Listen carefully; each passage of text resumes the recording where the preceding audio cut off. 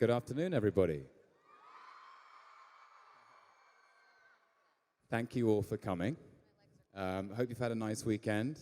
I certainly have. And a slightly unusual thing we have for you this afternoon is I'm going to be asking the questions. Sort of leisurely Sunday afternoon fireside chat.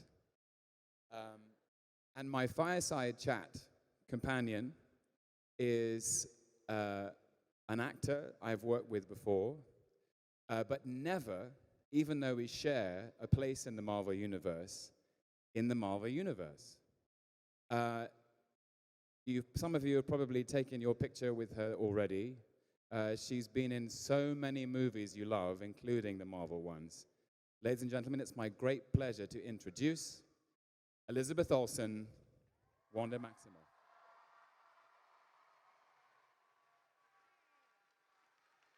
Thank you, Tom. Thank you. Hi, everyone.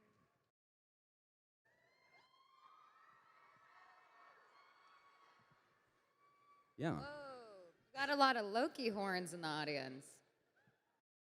Hats off to everybody. Some of the cosplayers this weekend have been extraordinary, including the woman who came as in a costume dressed like this.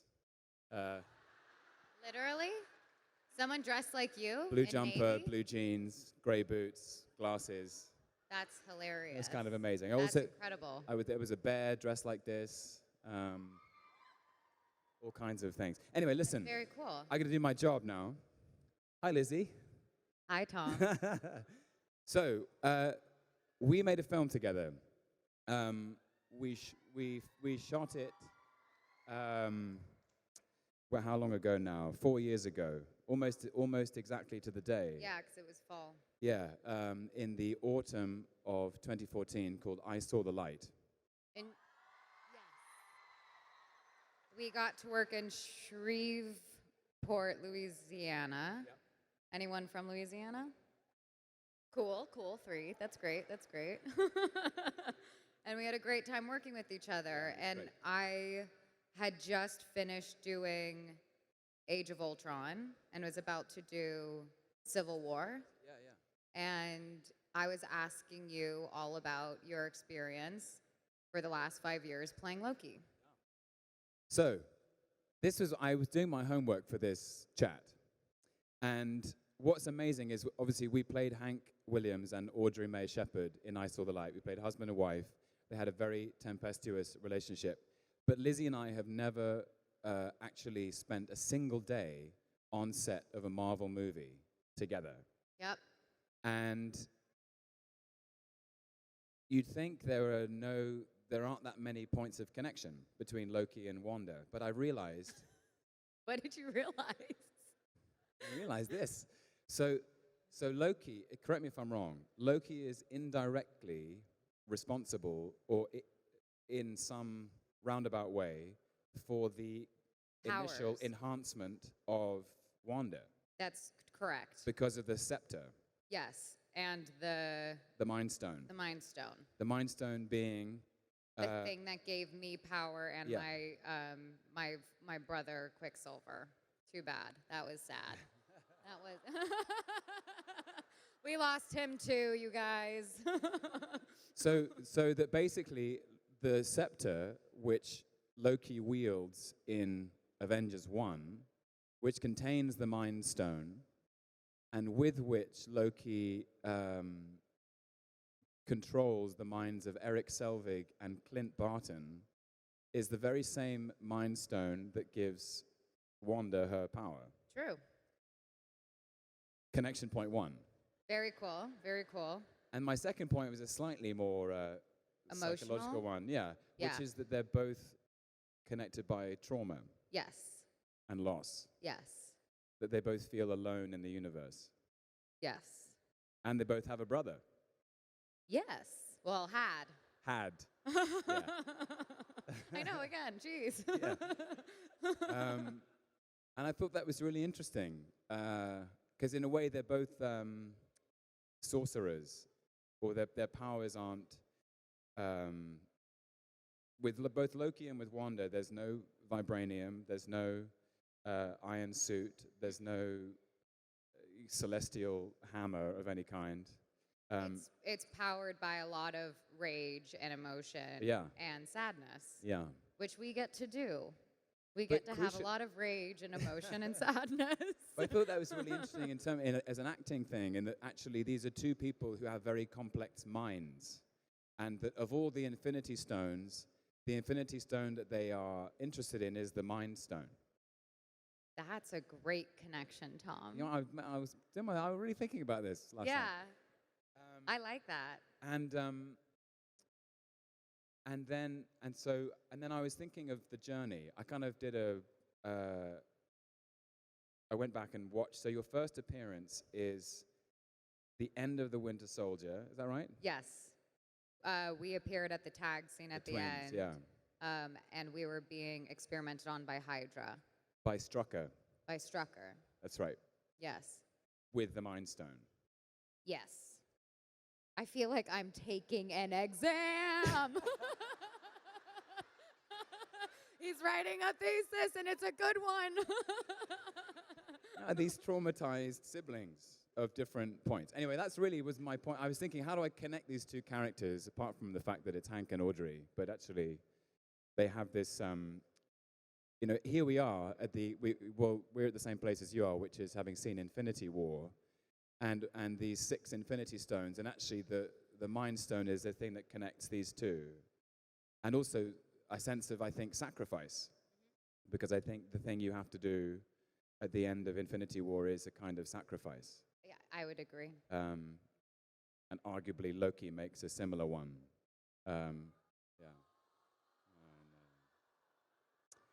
It's only going to get worse.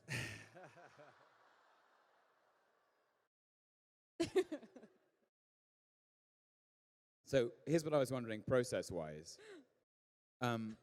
We made a film, and it was about 2 people very much in a human reality. And whenever we were in a scene together, we were in the same room, in a set that had been built by a production designer, and dressed in costumes. It all was, the sense of reality was given to us by the crew. Yes. And you're making a film, you're making a Marvel movie, and so much of it is not real. Right. The space you're in, the thing you're looking at, and how do you find that as an actor? I want to ask you that after, but Sure. For me, it's a fun game again of like being on the playground and getting to be a child and be imaginative, but trying to figure out whatever stakes those actually could be in your own life and replacing them in a way. And then I learned at a certain point along the way that squinting your eyes is very powerful, regardless of how you actually feel. A stunt person told me that. They're like, if you just squint your eyes, it will look very, very strong. I was like, okay, I'll just start doing this then. So that's also important. Yeah. But what I wanted to ask you, because you created Loki, and in the comics, he is a mischievous character. But when you were starting to create him, and I know you're also, by working with you, you're very detailed with everything that goes into a character physically and also emotionally. Yeah. Were you thinking at all about what it could become iconically? Or were you leaving that to like costume designers and makeup? Because you became an iconic character within the last 10 years. And I think that's very cool.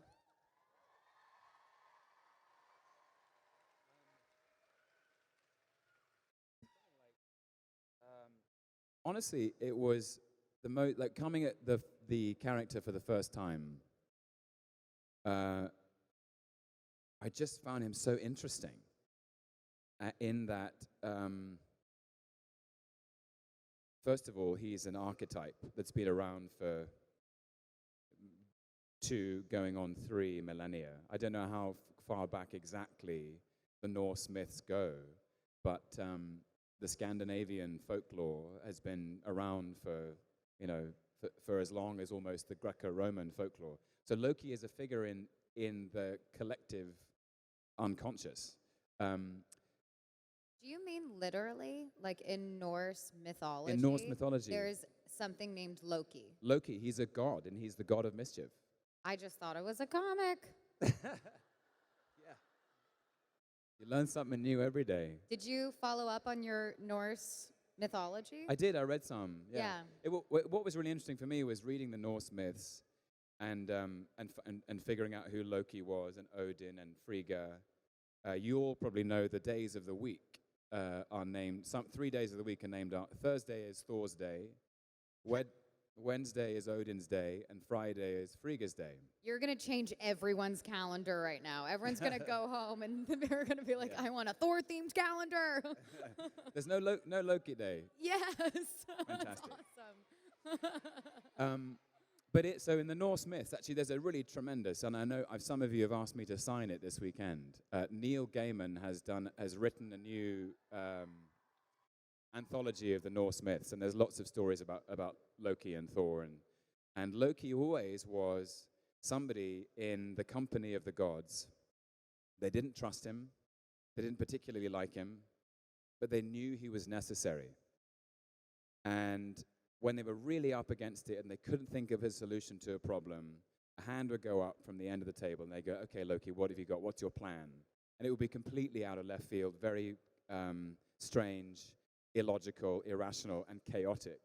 But he would win the day, and Asgard would be preserved.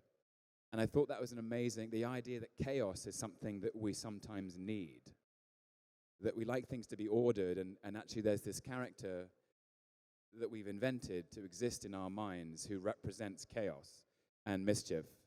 And then what Stan Lee did, and Jack Kirby, and all the people who've illustrated for Marvel, is they took that sort of kernel and he developed it into his place in the Marvel Universe, which is mischievous, anarchic, and initially more two-dimensional. But as the comics go on, since the 60s into the 70s, 80s, and especially the 90s and the noughties, he's a deeply damaged character. There's so much emotion in it, and also ambiguous. He's not even gendered, really. He can be a man or a woman. I remember you telling me that. Yeah. There's a lady Loki. There's a kid Loki. There's he's pansexual in some extraordinary way. Yep. So, will you be doing any of the other Lokis? No. I don't. What are you asking exactly? Are you going to do a Loki that's not archetypal male? I think if anyone wants to tell that story, I'm not the guy. Okay. I think that needs to be a woman or someone who identifies as a woman. Yeah. I'd never answered your question. Sorry. Yes, iconic. Yeah. So Kenneth Branagh, when he was asked by Kevin Feige to make the first Thor film, and it all kind of, the whole Thor universe, in a way, we owe to Ken Branagh. What he recognized was obviously the storytelling tradition he grew up in was this dynastic drama, a powerful narrative about kings and princes and fathers and sons. And Kenneth Branagh has done so much Shakespeare. Of course, Shakespeare is the best and the first at that kind of thing. And so he decided to make Thor in the mold of those great dynastic plays by Shakespeare, like Henry IV or King Lear, or... Which you've played, Henry. I played, Prince Hal and Henry V, yeah. He's very talented. No, come on. He's very, very talented. So the first film really is meant to be that the things we drew from the comics were the key relationships between brothers and between fathers and sons, because anyone, doesn't matter where you're from, you can relate to being misunderstood within your own family. Yes. And that was really where I thought, well, I'll try and do my best in terms of the shape-shifting and the the magic and the sorcery and the mischief and the kind of chaos, but also to realize that behind all that was a broken heart. To me, that's just a great character. And then it was really fun working with Alexandra Byrne, who designed the costumes for the first Thor film and Avengers and Ultron. Yeah. And she comes from an amazing background in very theatrical, stylized costumes. She, I think, won an Oscar for her costumes for Elizabeth with Kate Blanchett. And so she designed this royal family to look like a royal family, but she also knew we had to fight, and Chris had to be able to move, and he had to wield the hammer. And in the comics, he got black hair, so I dyed my hair black, and I didn't have a beard then. And he's become something. I mean, I should say, like, I think Loki has become what he's become because of the audience. That the only reason he's been around for 10 years is because of you guys. So thank you. Did you think you were going to be doing this for a decade of your life? Nope.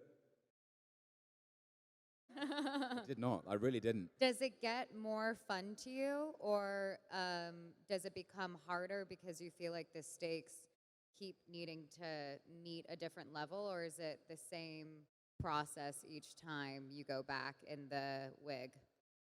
Now wig. Yeah, it's just been such an extraordinary journey with so many different chapters. I found that it got easier because I was so overwhelmed. Yeah. Being a small piece of this really big puzzle, and I wanted to just focus on my piece, and I was intimidated by everyone, and then eventually I started to feel more comfortable, and then there's a sense of freedom. Yeah. Even with like the last one we just did, just even freedom with movement and adapting and changing and growing and adjusting, and it almost becomes like you have more ownership each step of the way, and so I've loved that experience.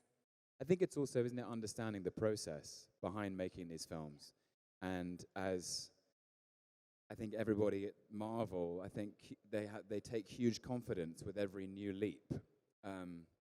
Kevin Feige has told me that the fact that people enjoyed the first Thor film gave him the confidence to dream Guardians of the Galaxy into existence. He thought, okay, people accept that superheroes are going to leave Earth and go into space. And then when Guardians worked, it was like he knew he could start cooking Infinity War.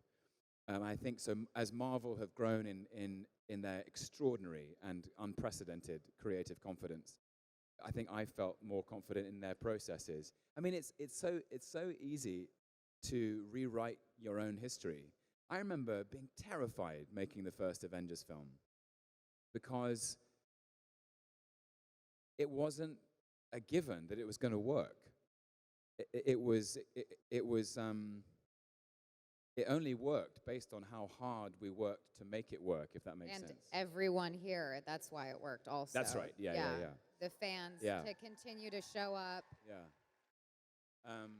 I mean, we truly make these movies only thinking of fans, and that's what Kevin Feige cares about first and foremost. Yeah. Is he just wants to keep you guys on your toes and entertain you and bring the stories that you love, and it's really truly always comes back to the fans. It's the most amazing thing, because I feel like sometimes some people get a little ahead of themselves and they think more about their ego, but if you can put what other people really want and love and desire at the forefront of making something, then you do it with a lot of soul and a lot of care. Yeah. And that's what we've been trying to do specifically with the Marvel franchise, I think. It's also to do with your curiosity. And I think it's given us the confidence to, I mean, what's amazing to me is that making the first Avengers, I asked Joss Whedon lots of questions about, who are these aliens and where have they come from? And what do they look like? What do they look like? Yeah. And what's the deal that's been made? So Loki's been given this scepter by whom and for what purpose? And I think I was one of the first people to ask him that question, and he said, Thanos. So I go, who? Tell me about him. And then Kevin is on set, and they tell me about Thanos, and I go, so there's a thing in the Tesseract, and there's one in the scepter. Okay, but I don't know at this point that Ultron is coming around, and that there are going to be new characters based on what's inside Loki's scepter. I mean, the thing is, after the Dark World, I went off on a sabbatical, and I wasn't in the Marvel Universe for a while, and I went to watch all the new films as they came out. And they was always talking about Loki's scepter, and I was like, still in there somewhere. Was Only Lovers Left Alive during that sabbatical? Yes. Yes, yeah. Did you find a lot of comparisons, or not at all? They're completely separate. I just think the way they look, I'm like, oh, there's Tom as the vampire, and there's Tom. Or I mean, apart from a long black wig, I think they deviate after that. But did that worry you, that you created this image of an iconic character that has paler skin and dark hair, and now you're making this really amazing Jarmusch film that ends up being super, super special, and getting to work with Tilda Swinton, who's also in our universe now. I would be curious, like, are these different enough? Jim was concerned about it in one way, but only because he'd written that film 10 years beforehand, before I'd played Loki. And he was quite careful to distinguish the two. I mean, the most consistent note that Jim Jarmusch gave me in that film was, Tom, maybe smile less. And because Loki smiles all the time because he's having a great time, he's the god of mischief, and Adam is heavy and interior and introverted and quiet. But yeah, I was aware when making it that they should be very different characters, and they feel like very different characters. They are different energetically. characters. I just think when you just look at them. Yeah. I was just curious if that was something that, because of the timing and the placement of when you did them. Yeah. It doesn't matter. Yeah. No, I was all just good. curious. I could have asked him that in private. So in the in the comics, I don't know this. So I genuinely don't. How does Wanda become the Scarlet Witch? Wanda is the child of Magneto.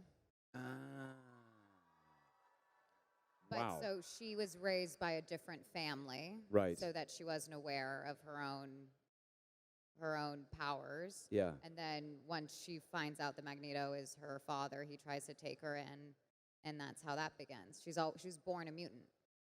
Right. Yeah.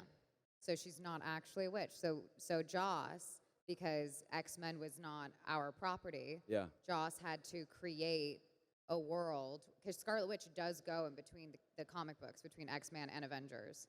And so Joss was trying to create an origin story for Quicksilver and Scarlet Witch that would be based in our world.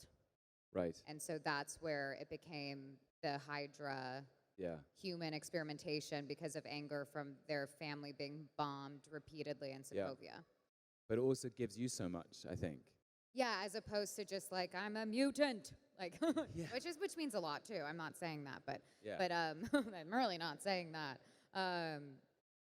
But because those movies are also beautiful in so many ways of how odd we all feel and separate, and yet there's a home for all of us, and that's what I think is so beautiful about X-Men. But anyway, well, I don't remember what I was saying. I'm really articulate. What was I saying? I can't remember. You talking about? You answered the question. I did. I answered my question. Yeah, you Great. did. Next. Yeah. Do you have another question? Should we ask the audience for questions? Yeah. Okay. How are we doing for time? Just quickly. Oh no. One thing I wanted to ask you. Yes. I don't know if any of you have seen. Hang on. Stampede. Wisely and slow, they stumble that run fast. Has anyone seen Sorry for Your Loss? A couple of people, okay. It's very nice. Lizzie is in a new series that's streaming on Facebook, and it's called Sorry for Your Loss. How many episodes? 10 episodes, 30 minutes. 10 episodes of 30 minutes. I've only seen the first two, but it's essentially. Well, how would you pitch it? I would say it was about grief. It's a story about a young widow, a newly widowed woman who's dealing with the loss of her husband, and it's more of a reflection of the monotony and isolation of grief, less than the dramatics. Because I feel like a lot of times we see grief and it's dramatized to a place that's almost unrelatable, or you can just put someone over there and you can judge them as an outsider, but we try and bring the audience in and put themselves in the situation that we all have to go through or have already gone through multiple times, of what it means for your life to completely change with the loss of the most important person to you. And it's kind of it's a quieter reflection on that, as opposed to throwing a lot of crazy turns. Lizzie is amazing in it. It's really honest, authentic work. So if you can't seek it out, I recommend it. Thank you, Tom.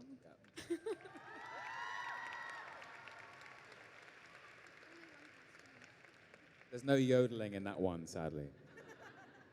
Wow. No. Maybe there is. Should we take some questions? Yeah.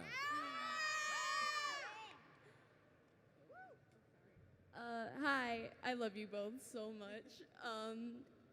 Elizabeth, who could you say you've gotten closest with on set, and who do you see yourself being friends with 20 years from now? That's a good question. It depends on which movie it was. Aaron's already a good close friend who played Quicksilver, but he's gone. So then I'm like, well, and then I end up making Gone but not forgotten. Yeah, not forgotten. You're still friends, though. Yeah, Yeah. very close. And then Renner and I made a couple movies together, Wind River, and he kind of became my surrogate brother in Captain America: Civil War. So I got very close with him. And He anoints you as an Avenger he does. in Ultron. Yes. Yeah, it's like Yeah. if you go out there, you're an Avenger. Yeah, and And they then have this amazing continuation of like a big brother relationship. Yeah. And so I feel like I've worked with Renner, and also we were the first ones to work on that in Italy. He was the only actor I worked with. I worked with him before I worked with Aaron. And then Paul Bettany, my vision. I just love that guy so much. And so yeah, those are my answers about friendship.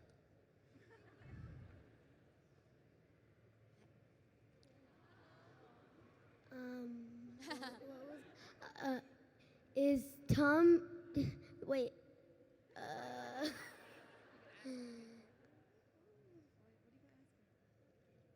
Is Loki really dead?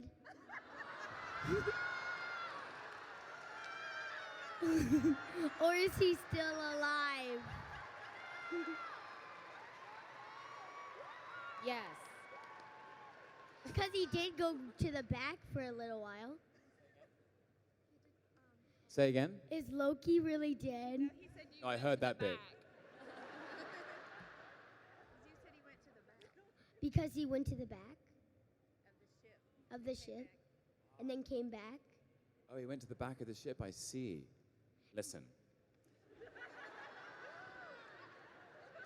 I've heard some amazing theories about this. I was in a park in London a couple of weeks ago, and some guys come and say hi, and they asked me the same question, and they said, hey, listen, I don't know, we need an answer to this question. All the other times Loki's died, there've been a few, he stabs with his right hand, and now he's stabbing with his left hand. I was like, that's incredible attention to detail. Were you aware of that detail? What's that? Were you aware of that detail? No. Oh. Unintentional. So, oh dear.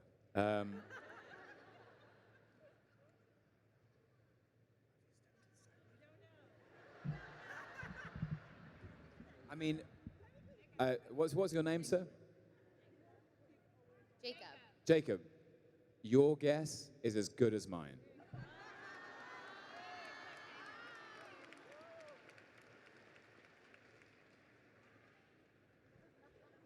Hi, Mr. Henderson. I have a question for you. So, as Loki is the god of mischief and he's intelligent and charming, so what kind of student do you think he will be in high school? Oh, I think he'd be really annoying as a high school student. He'd be throwing pencils at everybody else and, probably finish his test 10 minutes early and sit there really smugly, looking at everyone else going, oh, you're still going, But I think, ultimately, I think he would have enjoyed it. I think we used to, Craig Kyle, who produced Thor and Thor the Dark World, very early on, he would say to me and Chris Hemsworth that the relationship between Thor and Loki was the quarterback and the artist. That like Thor as a kid was, out there he was an athlete, he was physical, he was an outdoorsy, but Loki was always in the library reading or, becoming a magician. So I reckon he would have liked high school a lot. Thank you. Hi, Tom and Elizabeth. I love you both. Thank you so much for coming here. Congrats on your solo TV shows. But how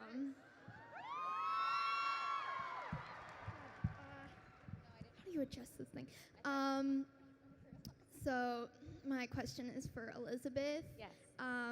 Since Civil War era, your character has been in a relationship with Vision, and it's really cute. What's your favorite part about it? Scarlet Witch's and Vision's relationship. My favorite part also has something to do with how their source of power that we were just talking about, because the Vision and Scarlet Witch share the same origin of or parts of it, and I think it's an amazing metaphor for what it feels like to be like a kindred spirit with someone, or to feel like you've known someone forever, that they actually literally have this thing that physically binds them forever. And so I think that's my favorite part of the relationship, is it's this larger idea of when we find someone that we love so much and we feel like we've known them our whole lives, and that's what I love most about their relationship. Thank you. I have a question about that. Here's what I wanted to know. Yes. The nightmare that Tony Stark has in boy, Ultron. that's gone back, yeah. Yeah. So you go around and you give everyone Yeah, a I'm nightmare. trying to remember what his nightmare is. It's the decimation That's of the what I thought, Avengers. yes. Yeah. So I wondered, is that connected to what happens in Infinity War? Is that did Tony see it coming in his mind, and you connected him to that? I don't know. I don't know if that's what could have happened if Ultron took over. I see. I'm not sure. Yeah. I think it's up to interpretation, because it wasn't something that I remember someone was saying that we're going to go full circle to Yeah. Infinity War. Yeah. There wasn't an Infinity War at that time. But I think I always thought of it as it being what would happen if Ultron won. Yeah. But I think it's more interesting the way you're thinking about it. Well, maybe Tony's got the long view. Yeah. Yeah. Cool. Good talk. Cool, High five. great. Good job. I don't know how to follow that up. I'm Kaylee. First, I just want to say a quote from Tom, "The sky's the limit. Your sky, your limit," has just resonated with me. And I really appreciate that influence in life for adversity. But Elizabeth, I would like to know if you could tell your 22-year-old self, which is how old I am, what would you say?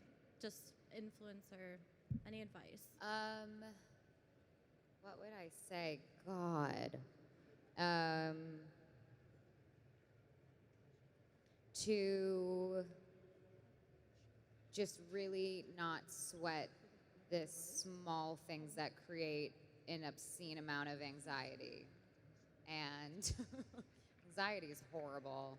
And to know that you're enough the way you are.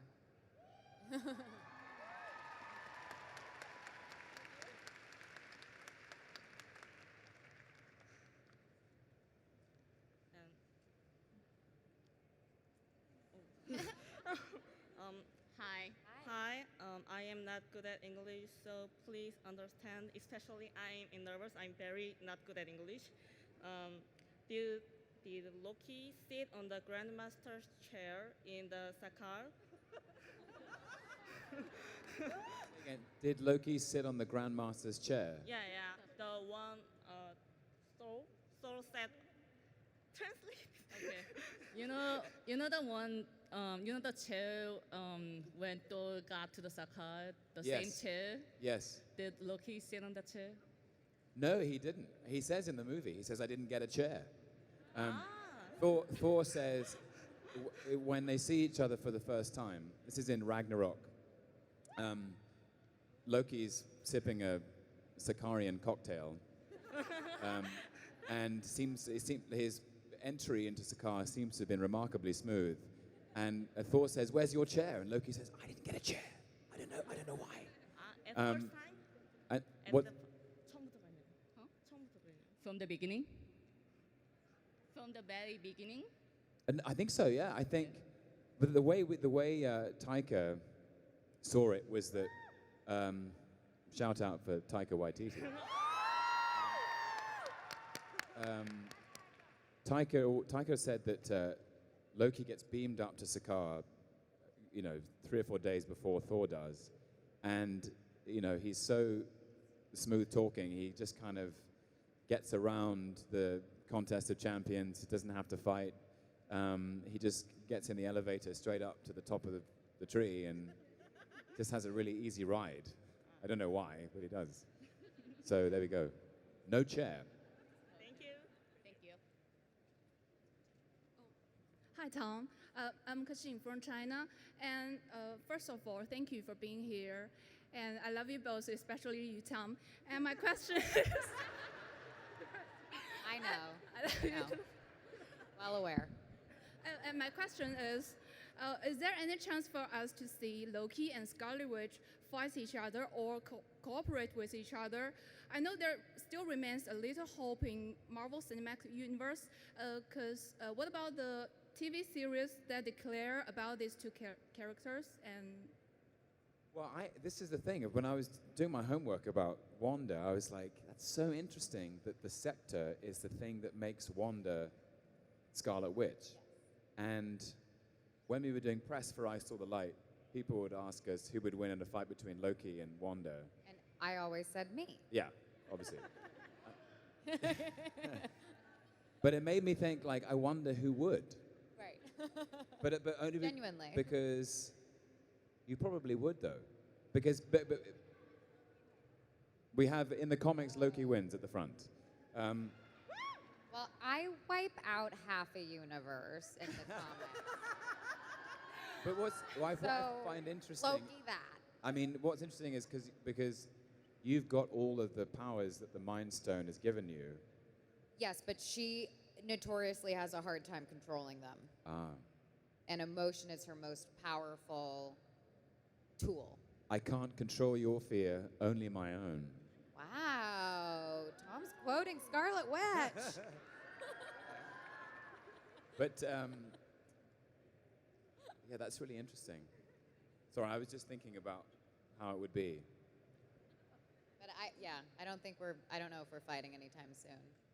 My point is that, Yes. that Scarlet Witch has one of the Infinity Stones almost as part of her being, and Loki's only ever wielded an Infinity Stone. Right. But he is a god.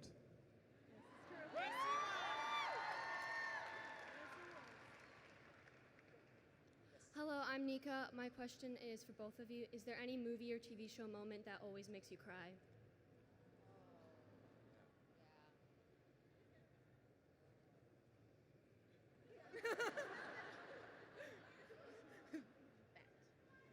Which one? I just want to say Bridget Jones's Diary as a whole, but I know there's something else. Hold on. Just one moment. Hold, please. I'll get there. I'm going to get there. Should we come back to this one and let it percolate? It's a really good question.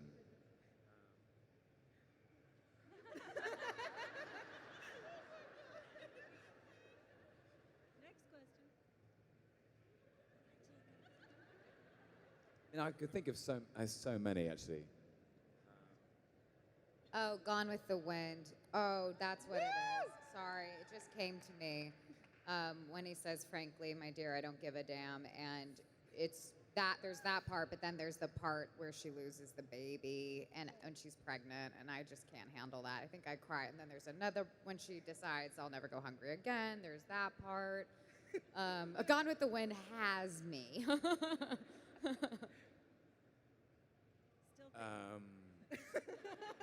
But now I don't know. Now that I'm older, it's like when there's a like Paddington made me cry. Like I just lost it. Paddington made me cry as well, and Clay was I was a like mess. heaving sobs. Yeah.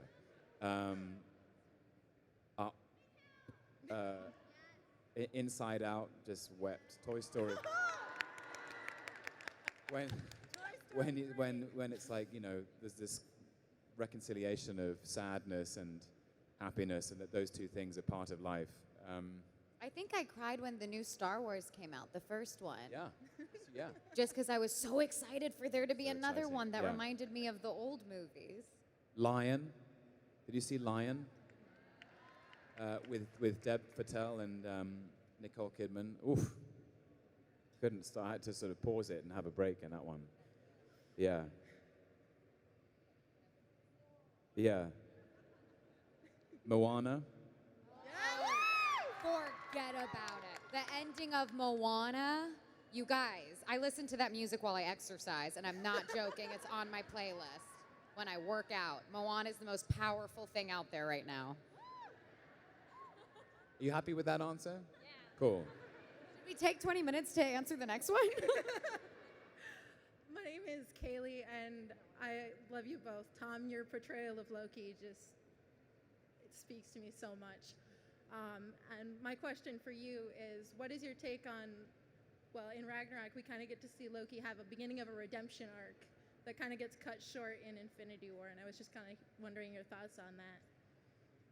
Well, the thing is that he is redeemed, and I found it very touching because Loki as a character has been so broken for so long, and I think the center of him has been very fragile and very isolated after those traumatic events in the first film, when he finds out he was adopted, but not only he was adopted, that his parents or his father had left him to die. So he has internalized that shame of being abandoned and being alone.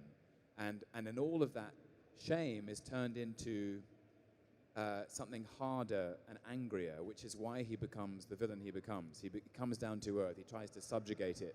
He becomes a villain in every sense of the word. He's motivated by hatred and anger. And then he loses his mother, and he's still kind of unself-aware in that way. And it's only losing his father who calls him one of his sons. Odin includes him, says, "Are my sons," at the beginning of Ragnarok. And the chaos of another sibling, Hela turning up, and Thor and Loki have to join forces, and Thor really gets through to Loki in that way. And so to have it all come full circle, and for Loki to call himself an Odin son, to really identify with that, to identify with the strength of his father's love, before saving his brother, I found really touching.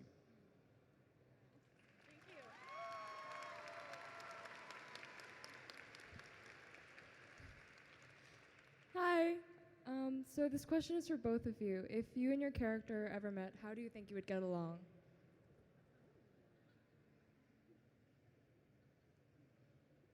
It's so strange because I feel like I am a part of her and she's a part of me. So it's kind of there's so much of your own like life experience that goes into creating characters, I think. And things that have nothing to do with you, that are all make believe and that you are reaching towards, but it seems it's a hard question to answer. I would enroll Loki in a 3-year course of therapy. I didn't hear what you said. Oh. And, I missed it. I missed the joke. and I'd also ask him to teach me how to make duplicates of myself. Honestly, it'd be so useful, wouldn't it? You could send your double to work, send your double out shopping, get some groceries. So useful. Yeah. But I do think he'd be slightly disappointed, Loki, with me. He'd be like, so my representative on Earth has been you. First of all, your hair is the wrong color. Secondly, you're British. Don't know where we got that from. Anyway, sorry, I'm messing around now. Hello. Hi. My name is Carol. I'm from Charlotte, North Carolina. And my question is about fan mail. How often do you read your mail and how often do you respond? Because I haven't gotten a letter back yet. Is that to me? Yeah. Oh, sorry. Do you know what? I haven't written to you yet, Elizabeth. I'm sorry. I know. I read all of them. I'll get to you, I promise. I try and read as much as I can. Sometimes there's so much to go through that it's overwhelming, and there's also a lot going on in life too. I'm so sorry that you haven't got. Honestly, that's why I love coming to these events, because I actually get to meet everybody. Right. And it's a face-to-face connection as opposed to a remote one. I'm sorry that you haven't got anything back yet. It's been a pleasure meeting you. Thank you. Hi. Hi. Hi. My name is Hui Yi, and my question is for both of you. So, as you mentioned, you've been together in I Saw the Light, like where both of you play characters that are very different from what you've done before. Like the accent and also a lot of singing, the music. Just wondering, how do you prepare for that role in the movie? Thank you. Well, Tom was put through the ringer preparing for that movie. Yes, it was really intense, yeah. So I was not unaware that Hank Williams is a legend of American music, and that it was my duty to represent the impact that he made on the cultural landscape. It really is profound. That people like Bob Dylan and Bruce Springsteen and Keith Richards and Leonard Cohen and all the people who've almost make up our sense of what contemporary music has become, they all looked to Hank as one of the first guys who was doing what they were doing. So I went to stay with Rodney Crowell, a musician in Nashville, Tennessee, who was amazing, and I stayed at his house for 5 weeks, and we just sang and played every single day. I found it very difficult because so much of Hank's musical soul was kind of formed in him when he was a child. He was taught to play blues, and he'd been singing it and playing it since he was 4 or 5, and I was trying to do what he'd done in 20 years in 5 weeks. So it was an interesting time. But it was so much fun, though, to just be holed up in his house and singing and playing, and his little dog, Mono, was a good moral support. Yeah. And then when it came to making the film, I'd actually recorded half of the music. before we started, and then I did some of the songs live. Yeah. Thank you. Thank you.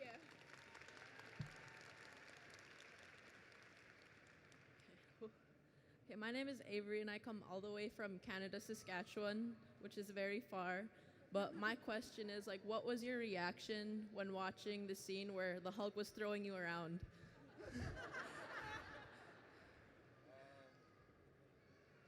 You know, the most satisfying response I ever saw was Avengers was screened in late April of 2012 for an audience of first responders to the scene at 9/11. So these were like firefighters, police officers, people who worked in medical services, ambulance workers, soldiers, and they, at the end of the Tribeca Film Festival, Robert De Niro screened Avengers for these heroes. And I had forgotten that at the end of the film, there's like a battle for New York. And of course, it's all Loki's fault. And the first responders screamed so loudly and jumped up in their seats and whooped and cheered that I couldn't actually hear the squealing that I had done in the movie on the floor.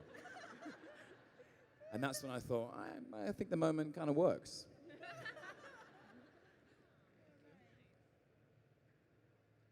Hi, thank both of you for coming. My name is Irene. My friends and I came all the way from Houston, Texas to here.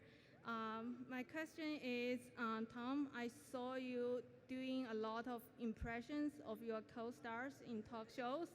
And if both of you don't mind, can you do one for Elizabeth, if you don't mind? I mean, I definitely don't mind. That's a Tom question. I'd be curious to watch. Impression, well, I didn't really do this. Be like, that's my impression of myself. I don't know. Kind of, the thing is, I never meant to be, I'm not an impressionist. I really am not. I'm an actor. And, and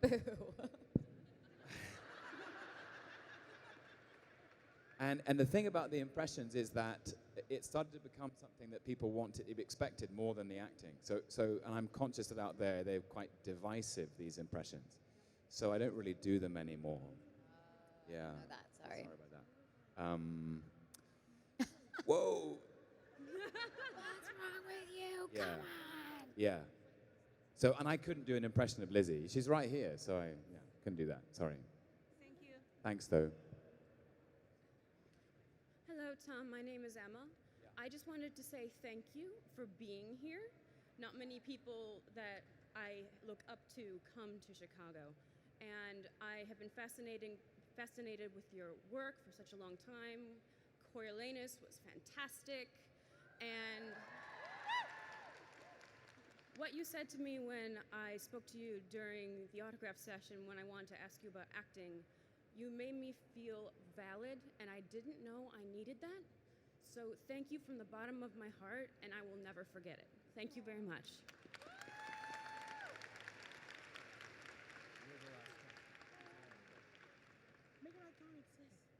Hi.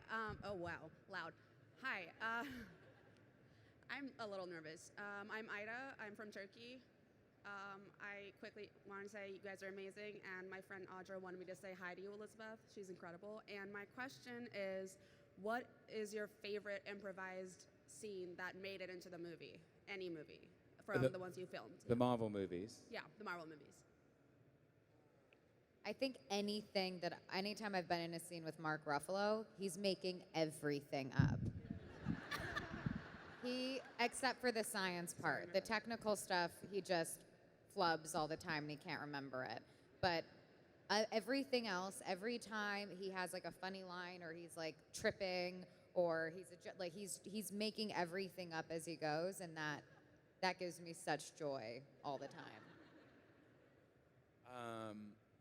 I think the one that's kind of had its own life after the film is Get Help. Oh my God.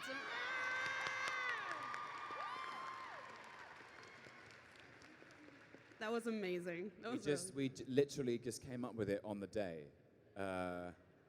as something which would, this idea that this is a trick that Thor and Loki used to, they used to use it as a game when they were kids, and they stopped doing it a long time ago, but it used to work, and it might just work this time. They got one last ace up their sleeve. And the idea that Loki hated it. He just was like, I don't want to do it. It's humiliating. And Thor was like, you're going to love it. Come on. He's a big brother way. And then it works. In that moment, I always loved the fact it wasn't just a funny moment, but it actually, you understand something deeper about them as brothers. And I think those moments are really special. So, yeah. Thank you so much. Thank you for being here. I think we have time for, we don't? We do got time for one more question. And then yeah. Oh, shit. Okay.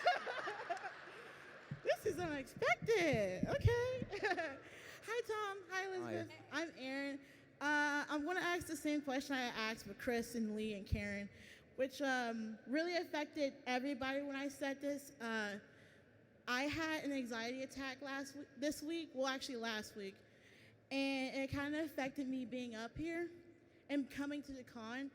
But for some apparent reason, I came, and I asked Chris about his anxiety, and everybody around here just went bananas for me. And I was going to ask the exact same thing. If you have anxiety, how do you I'm shaking right now. How do you guys handle it? How do you handle? Well, I got a whole list. I'm so sorry. I had chronic panic attacks. I don't know what it was, 2011 or 12. So crossing the street was an issue. Anything that seemed like a mundane activity became an issue. And it's because your mind is spinning. It's because your mind, you're not controlling it. You're allowing all these thoughts to just circle, and it's poisonous basically and you have actual sweaty palms and your heart races. I think I'm gonna faint every time I stand on a stage in front of people, so I usually am holding on to someone during a Q&A. It's I totally get it. The only thing you can do is be present. The only thing you can do is say, those are some brown shoes, those are blue jeans, that's a blue sweater, those are brown glasses, and you stop your mind the moment you're able to do that. And that's literally just like a skill, that the bigger picture is a much deeper one, and I think it's based in fear, and that's a shitty feeling. Panic attacks and anxiety, I think everyone really goes through at some point in their life, and it's so normal. And I think the best thing to say also is to tell someone, I'm having a panic attack right now. I'm just letting you know that in case something bad happens to me, I need you to know that. Yeah. But usually nothing bad's gonna happen because it's all in our mind. But I feel you. Yeah. And also I just say, know that you're not alone. And life isn't easy. It's not easy for anyone. And we all have moments of doubt and feeling destabilized and uncertain. But actually, that's the case for everyone. And if we just hold each other in the uncertainty, then we'll get through it. So know that you're not alone, and we're all in it together. Thank you, guys. Okay. I love you, Tom. Thank you. Okay, guys, I think that's all we've got time for. Oh, thank you, moderator Tom. Lizzie, it's been a pleasure. Spending Sunday afternoon with you. Yeah, thanks and very all of much. you.